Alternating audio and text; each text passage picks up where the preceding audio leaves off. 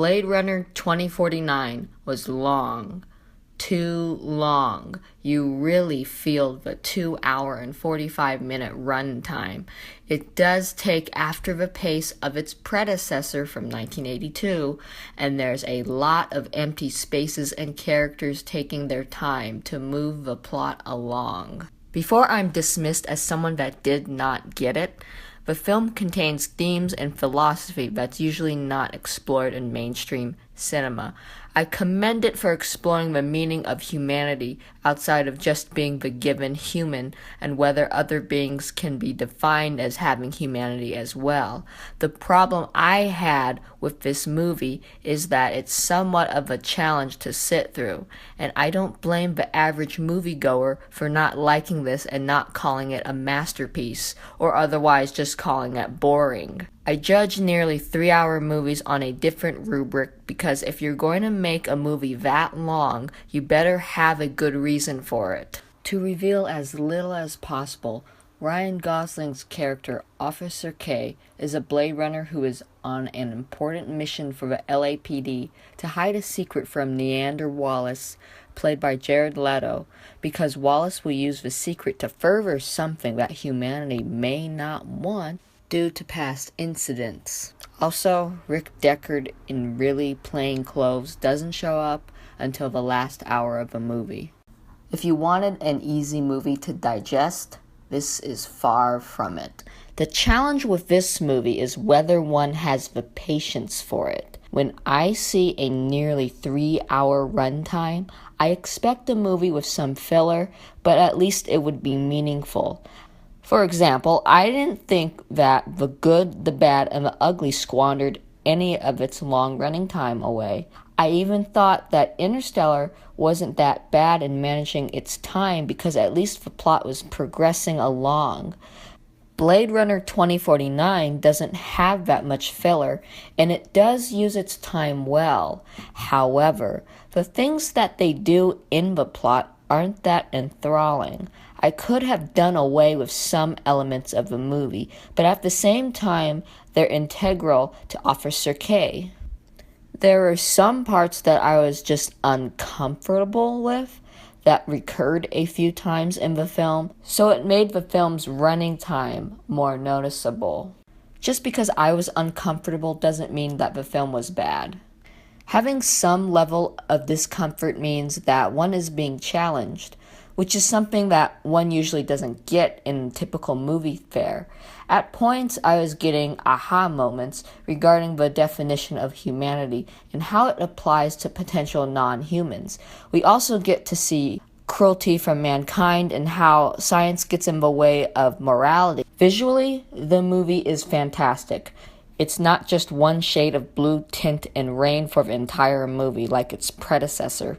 The trailers have indicated that you get some dreariness along with some orange hues at different parts of a movie. The cinematography is vast and really shows a dystopian Los Angeles on a large scale. There's nothing small or constrained in this film's scenery. The $150 million budget shows and the CGI is well done. I didn't get any Uncanny Valley vibes, but this is probably due to not seeing the CGI person for very long, along with body double usage. It's a visually stunning movie that at least has a point versus seeing a visually stunning movie without much of a plot. The music is used sparingly, and sometimes it's used thematically for characters, like for callbacks to how some characters relate to the previous movie. I like the Vangelis score from 1982 better because it was its own character and it sounded richer. The music fits, but it doesn't match the power of the Vangelis score, even though it has some Vangelis touches / samples and influences. Ryan Gosling is great as a brooding and mostly by-the-book Blade Runner with limited emotional range, due to the dystopian environment.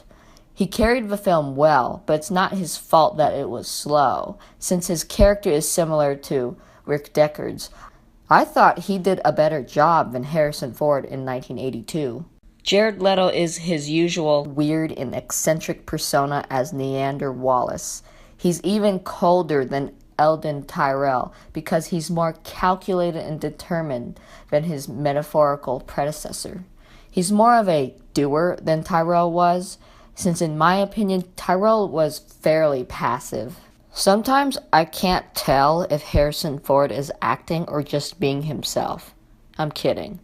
I think his acting and character here is warmer than his 1982 portrayal of Rick Deckard. He's not phoning it in, even though the costume choice for him says otherwise when we first meet him again. Upon further review, the costume choice in his introduction makes sense, even though it looks very plain.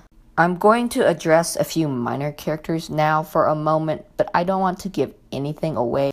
Ana de Armas as Joy was good, but the idea of her character was kind of disturbing. Sylvia Hooks as Love was badass, and Dave Bautista as Sapper Morden was a nice part. I liked Mariette as well, who definitely reminds me of Pris from 1982, and she's played by Mackenzie Davis. Even though I thought the movie ran too long, it was still great. Blade Runner 2049 is a worthy successor after a 35-year absence. And although we didn't need it, it's a welcome addition to the often debated universe. It's a long, cerebral movie that provokes thought on the nature of humanity in a dystopian setting, and it doesn't squander its time for 2 hours and 45 minutes. It's not a comforting movie, but that's alright. Lots of thought and effort went into this film, and it's executed wonderfully by Denis Villeneuve, who hasn't made a bad film yet.